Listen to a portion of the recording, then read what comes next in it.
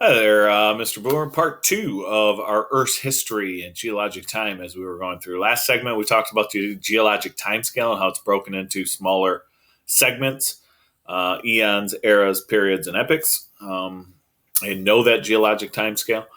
I usually go top to bottom or bottom to top for some reason, but however you need to memorize it, it kind of helps knowing when things come as we talk about them.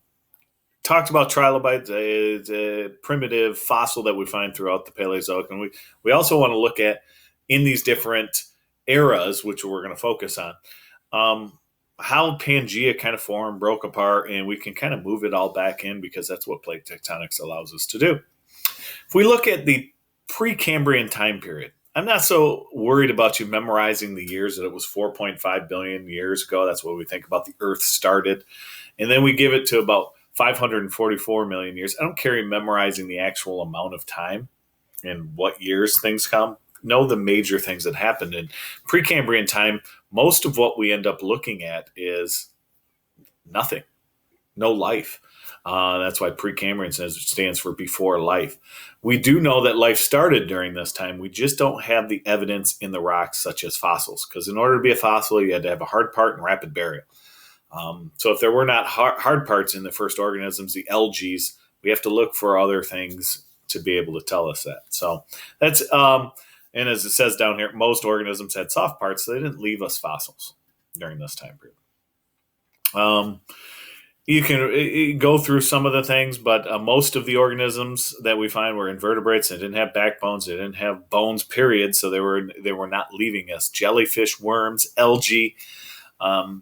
We do have some indirect evidence, fossils that would show us like mounds of algae. So there is some evidence there. It's just not as clear cut dry. As soon as you get to the Cambrian, you start having hard parts. So they were able to leave fossils more in depth. So Precambrian, notice down here, it's a small segment, but it is the largest segment of time that exists. So we don't know a lot about what happened. We find little stuff here and there, little clues. But as far as knowing much, it's been changed. Remember, we talked about metamorphic rocks forming and pressures and faults and folds. All that stuff messes with the fossils and messes with the time in the record. So it's kind of hard to know. We do find some stuff out here and there. But when you get to the Paleozoic era, as you move past the Precambrian into the Paleozoic here with the Cambrian being life, we do start to find hard parts and we have fossils to be able to look at it. What we start off finding abundance of these trilobites that we just talked about, and they are found throughout the entire Paleozoic era, from the Cambrian, if we look at the periods, Cambrian, Ordovician, Silurian, Devonian, Mississippian, Pennsylvanian, Permian. That's our Paleozoic era. Trilobites are found throughout there. They disappear after the Permian, before the Triassic, and that's why we start the Mesozoic. But most of it's marine based. We think organisms and animals started in the water and then evolved to come out. So we do find the first vertebrates in the Paleozoic era. We do start to find plants that both have seeds and no seeds and flowers. We do see a change in the vertebrates as they go from fish to eventually amphibians that are both water and land-based. So we do start to get that evolution take place during this Paleozoic era. If we want to look at some of the things, this is when the Appalachian Mountains formed. But most of it we find at the end of the Paleozoic. 90% of all marine life and 70% of all land species died. They become extinct.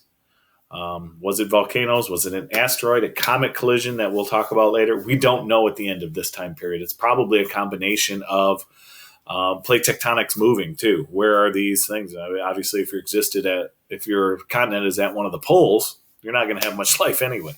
So not much is known. As you get into the Mesozoic era, this middle life, as we call it, the age, if you remember from the first slides, the age of the reptiles, this is when we find our dinosaurs. The reptiles become the dominant organisms of this time period.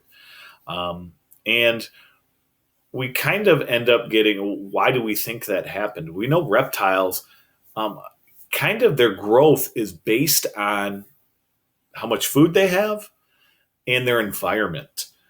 You could keep a snake in a small cage and it stays small. Take that same snake, move it out to a